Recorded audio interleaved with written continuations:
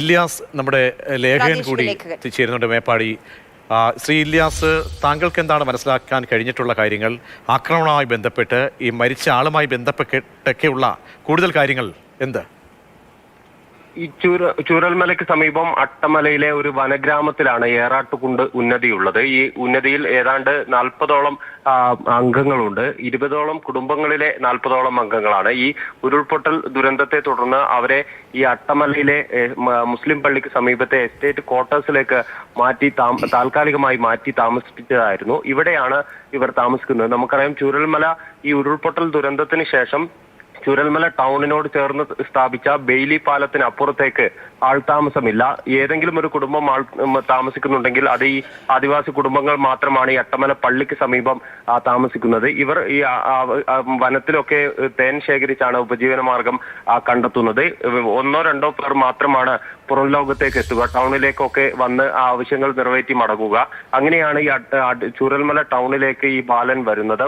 ബാലൻ വന്ന് മടങ്ങുന്നതിനിടയിൽ ഇന്നലെ രാത്രിയിലാണ് ഈ കാട്ടാനയുടെ ആക്രമണത്തിൽ ഇരയായത് എന്നാണ് നമ്മൾ മനസ്സിലാക്കുന്നത്. രാത്രി 7:30 കൂടിയായിരുന്നു ഈ ആക്രമണം എന്നാണ് മനസ്സിലാക്കുന്നത്. ഈ ബാലനെ കാണാതായ വിവരം ആളുകൾ പുറം ലോകത്തെ അറിയിച്ചിട്ടുണ്ട്. പക്ഷെ അതിനുശേഷം ആനയുടെ ആക്രമണമായിരിക്കുമെന്ന് കരുതിയിരുന്നില്ല. ഇന്ന് അല്പസമയം മുമ്പാണ് ഇത്തരത്തിലൊരു സംഭവം വനം വകുപ്പിന്റെയൊക്കെ ശ്രദ്ധയിൽപ്പെടുന്നത്.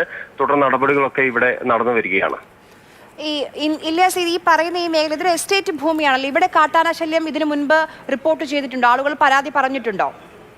നേരത്തെയും വന്യമൃഗ ആക്രമണം ശല്യമുള്ള പ്രദേശം തന്നെയാണിത്. ഉരുൾപൊട്ടൽ ദുരന്തത്തോടുകൂടി ഈ ഭാഗത്ത് ജനവാസം പൂർണ്ണമായും ഇല്ലാതായതോടുകൂടി ഈ ഭാഗത്ത് വന്യമൃഗ ശല്യം രൂക്ഷമായിരുന്നു. കാട്ടാനയും പുലിയും കടുവയും ഒക്കെ ഈ പ്രദേശത്ത് വിഹരിക്കുന്ന, പകൽ സമയം പോലും വിഹരിക്കുന്ന ഒരു സാഹചര്യം നിലവിലുണ്ട്. ആളുകൾ താമസിക്കാത്തതിനാൽ തന്നെ വനം വകുപ്പ് വേണ്ടത്ര ജാഗ്രത ഈ ഭാഗത്ത് പുലർത്താറില്ല എന്നതാണ് വസ്തുത. ചൂരൽമലയിലും മുണ്ടക്കയിലും ഒക്കെ ഇവിടെ ഈ വൈദ്യുതി ഒക്കെ ഉണ്ടായിരുന്നു. രാത്രിയാണല്ലോ ഈ ആക്രമണം ഉണ്ടായത്. ആളുകൾക്ക് എനിക്ക് തോന്നുന്നു ചൂരൽമലയിലേക്കൊക്കെ പോകാൻ ഉപയോഗിക്കുന്ന ഒരു ഷോർട്ട് റൂട്ട് ആണെന്ന് തോന്നുന്നു. ഇത് ഇവിടെ വൈദ്യുതി ഒക്കെ ഉണ്ടോ? ഇല്ല, ഈ ഉരുൾപൊട്ടൽ ദുരന്തത്തിന് ശേഷം വൈദ്യുതി ബന്ധം ഈ ഭാഗത്ത് വിച്ഛേദിച്ചിരിക്കുകയാണ്. ഈ അട്ടമലയിലെ ഒരു എസ്റ്റേറ്റിന്റെ ഓഫീസുണ്ട്. ആ ഓഫീസിൽ മാത്രമാണ് വൈദ്യുതി. തൊഴിലാളികൾ ഇവിടെ ഉണ്ട്, ജോലി ചെയ്യുന്നു, അങ്ങനെ എന്തെങ്കിലും? നിലവിൽ ഈ ഭാഗത്ത് estate HML sentinel rock estate ആണ്. എസ്റ്റേറ്റിലെ തൊഴിലാളികൾ മാത്രമാണ് ജോലി ചെയ്യുന്നത്. അവർ പകൽ സമയം മാത്രം വന്ന് മടങ്ങുകയാണ്. ഈ തെരുവുവിളക്കുകളൊന്നും തന്നെ പ്രകാശിക്കാത്ത സാഹചര്യം നിലവിലുണ്ട്.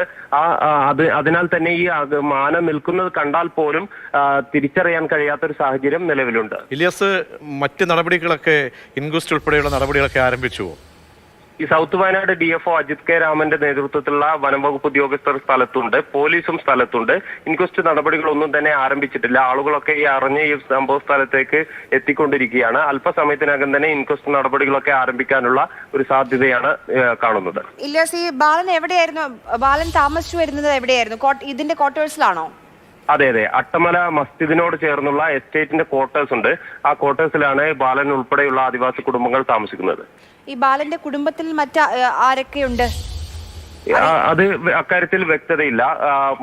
ഇവർ ഒരു 20ഓളം കുടുംബങ്ങളിൽ 40ഓളം അംഗങ്ങളാണ് ഈ ആദിവാസി മേഖലയിലുള്ളത്. ഏറാട്ടുകുണ്ട് കോളനി എന്ന് പറയുന്നത് നമുക്ക് നേരത്തെ അറിയാം, ബാലാവകാശ കമ്മീഷൻ ഉൾപ്പെടെ ഇടപെട്ട് പുനരധിവാസം ആവശ്യപ്പെട്ട ഒരു ഉന്നതിയാണ്. അപ്പൊ ഇതുവരെയും പുനരധിവാസം നടന്നിട്ടില്ല. വനമേഖലയിൽ തന്നെയാണ് ഈ ഉന്നതി നിലനിൽക്കുന്നത്. പക്ഷേ ഈ ദുരന്തത്തെ തുടർന്ന് അവരെ കുറെ കൂടി ജനവാസ മേഖലയിലേക്ക് മാറ്റി പാർപ്പിക്കുകയായിരുന്നു. ആ സ്ഥലത്താണ് ഇപ്പോൾ അവർ ഏതാണ്ട് മാസങ്ങളോളമായി, കഴിഞ്ഞ 5 മാസത്തിലധികമായി താമസിച്ചു വരുന്നത്. ശരി ഇല്യാസിലേക്ക് മടങ്ങി വരാം. ഇൻക്വസ്റ്റ് നടപടികളൊന്നും ആരംഭിച്ചിട്ടില്ല. വീണ്ടും ജീവൻ എടുക്കുകയാണ് കാട്ടാന. ഈ 2 ദിവസത്തിനിടെ തന്നെ രണ്ടാമത്തെ മരണമാണ് വയനാട്ടിൽ മാത്രം. ഇന്നലെ ടൗണിലേക്ക് സാധനങ്ങൾ വാങ്ങാൻ വേണ്ടി പോയ ബാലകൃഷ്ണൻ എന്ന 24 വയസ്സുള്ള ചെറുപ്പക്കാരനാണ് കാട്ടാനയുടെ ആക്രമണത്തിൽ കൊല്ലപ്പെട്ടത്. അവിടെയുള്ള തൊഴിലാളികൾ തന്നെയാണ് ഈ ബാലനെ കാണാനില്ല എന്ന് കണ്ടെത്തി പിന്നീട് അന്വേഷിച്ചു പോയപ്പോഴാണ് ബാലന്റെ മൃതദേഹം കണ്ടെത്തിയത്. ഇവിടെ ഈ ഭാഗത്ത് ഇതൊരു ദുരന്ത ഭൂമിയാണ്. നമുക്ക് പരിചയമുള്ള മുണ്ടക്കയ ചൂരൽമലയുടെ ഇടയ്ക്കാണ് ഈ അട്ടമല കിടക്കുന്നത്. ഈ പ്രദേശം അവിടെ വൈദ്യുതി വിളക്കുകളൊന്നും പ്രവർത്തിക്കാത്ത മേഖലയാണ്.